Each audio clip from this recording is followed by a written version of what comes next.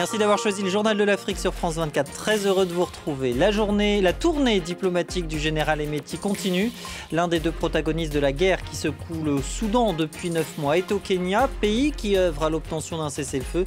Nous serons à Nairobi. À 10 jours de la CAN, nous irons en Côte d'Ivoire. Les villes hautes font place nette, exemple avec les brigades de salubrité de Yamoussoukro. Et puis à la rencontre d'un sport roi au Niger, la lutte traditionnelle, la 44e édition du sabre national a été remportée par Isaka Isaka. Après l'Ouganda, Djibouti, l'Éthiopie, le Kenya, le général Hemeti poursuit sa visite en Afrique de l'Est. Le Soudanais qui dirige les forces de soutien rapide a été reçu par William Ruto, le président kényan. Le commandant des FSR combat depuis 9 mois l'armée soudanaise du général Al-Bourhan.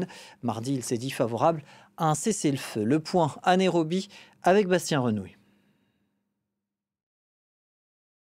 Le général Hemeti a quasiment été reçu comme un président ici au Kenya. Un tapis rouge l'attendait à sa sortie d'avion, des enfants lui ont remis des fleurs. Il manquait seulement les traditionnels coups de canon qui accueillent les chefs d'État étrangers. Il s'est entretenu avec le président kényan, William Ruto.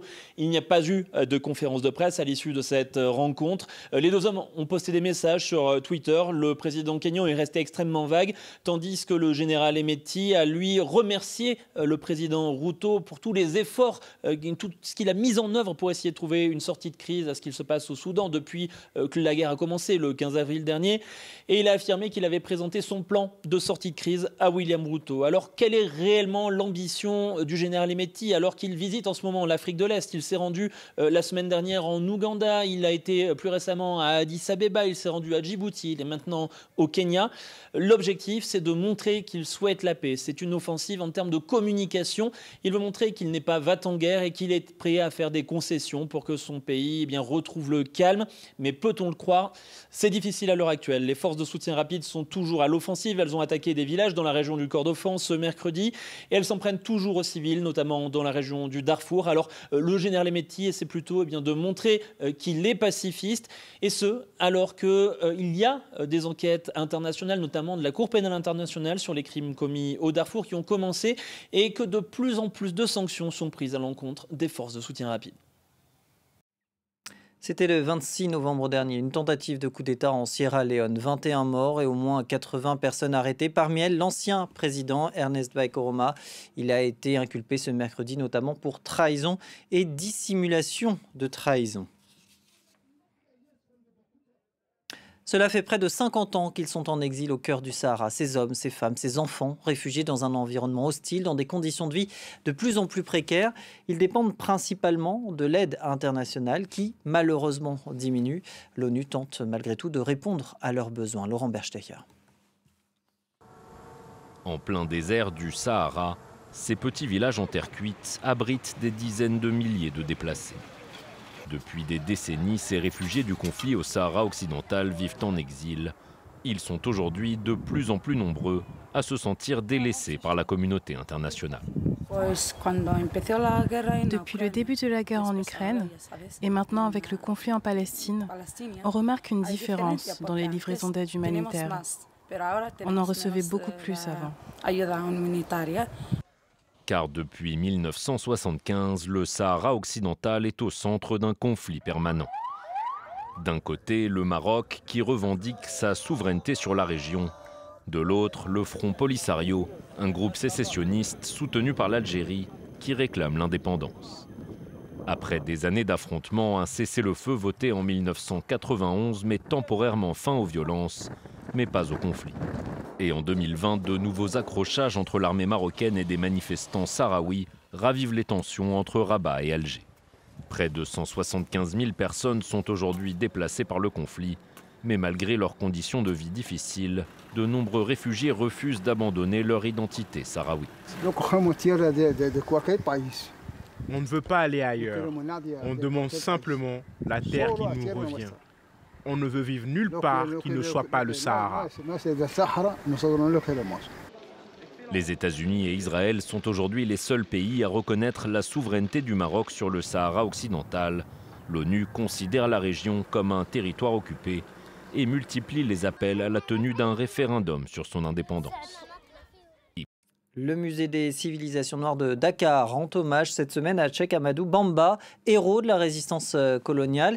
Il aura fondé l'une des plus grandes confréries musulmanes du Sénégal.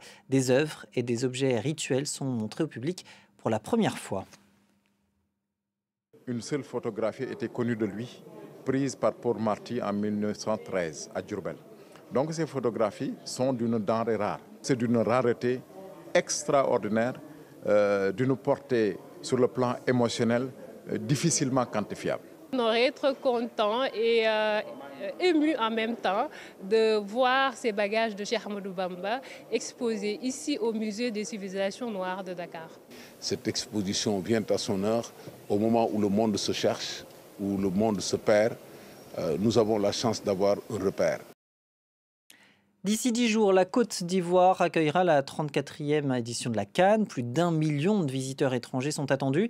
Dans les villes hautes, l'heure est au dernier nettoyage. Les commerçants informels sont priés de plier bagages. Exemple à Yamoussoukro avec ce reportage de Julia Guggenheim et Damien Kofi. Yamoussoukro, capitale administrative de Côte d'Ivoire. Abdoul et sa brigade de salubrité sont chargés de distribuer des mises en demeure. D'ici une semaine, ces constructions informelles seront détruites. Plus de 500 commerçants sont concernés dans la ville, surtout sur les grands axes qui mènent au stade. Ok, donc le document vous devez libérer ici. C'est un domaine public que vous occupez de façon anarchique. Pour Ella, propriétaire de cette petite épicerie, c'est la douche froide. J'ai très mal. Vu qu'on me demande de quitter, je ne sais pas comment je vais pouvoir survivre. Une décision incompréhensible pour la commerçante qui se considère en règle. Je paye les deux. La taxe forfaitaire et pour l'occupation du domaine public. Si la mairie ne voulait pas, ils ne nous demanderaient pas de payer des taxes. Du moment où ils acceptent les taxes, c'est qu'ils sont d'accord à ce que nous installons ici. Boukari, lui, affirme que son restaurant respecte les règles d'occupation du domaine public imposées par la mairie. C'est le choc pour celui qui s'est endetté pour monter ce petit restaurant. Quand on est arrivé sur le site, ici, il n'y a rien fait, même l'État n'a pas fait les caniveaux. Les caniveaux, c'est nous, on a fait ça. On a parti à la banque, on a pris 18 millions. L'argent que nous, on a pris là, ce n'est pas notre argent, c'est la banque. Pour le préfet de Yamoussoukro et président du Colocan, Gando Koulibaly, ces mesures sont nécessaires. Nous sommes tous sous la menace sécuritaire, notamment la menace terroriste. Et donc, il faut faire en sorte qu'aucun de ces lieux insalubres ne puisse permettre à des personnes mal intentionnées d'être courpies au bord de la voie. Le ministère de l'Assainissement et de la Salubrité a organisé des campagnes de déguerpissement similaires dans plusieurs villes qui accueillent la Coupe d'Afrique des Nations, notamment dans les communes populaires d'Adjamé et d'Abobo à Abidjan. Entrons à présent dans l'arène d'une institution nigérienne qui résiste aux troubles politiques. J'ai nommé la lutte traditionnelle. Pendant 10 jours, Agadez a accueilli le 44e tournoi du sabre national. Isaka a remporté son 3e titre consécutif. Clarisse Fortuné. Une danse avant le grand moment. Et maintenant, il est temps de se concentrer. Le tournoi annuel de lutte dans la ville d'Agadez, dans le nord du pays, est plus qu'un simple événement sportif. Les lutteurs s'affrontent, portés par le rythme de la musique traditionnelle Sogolo. La 44e édition du sabre national intervient après une année mouvementée pour le Niger, avec la prise du pouvoir par les militaires le 26 juillet. Mais pendant 10 jours, place à la force des lutteurs. Niger, la lutte traditionnelle est le sport roi, c'est le plus aimé, nous l'avons hérité de nos ancêtres. Donc c'est normal que les gens s'accrochent à ce sport traditionnel qui unit les Nigériens. Grâce à la lutte, nous nous connaissons tous. Nous tissons des relations solides, nous formons une même famille. C'est le ciment de l'unité. Le vainqueur tombe à genoux. Après seulement 8 minutes, le genou et le coude de son adversaire ont touché le sable, offrant à Isaka une victoire historique. Son 3e titre consécutif au sabre et le 6e de sa carrière.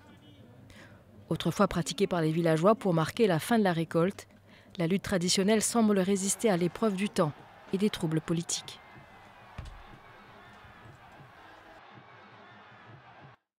Merci de votre fidélité. L'actualité du continent, c'est aussi sur france24.com et nos réseaux sociaux. Passez une excellente soirée. À demain.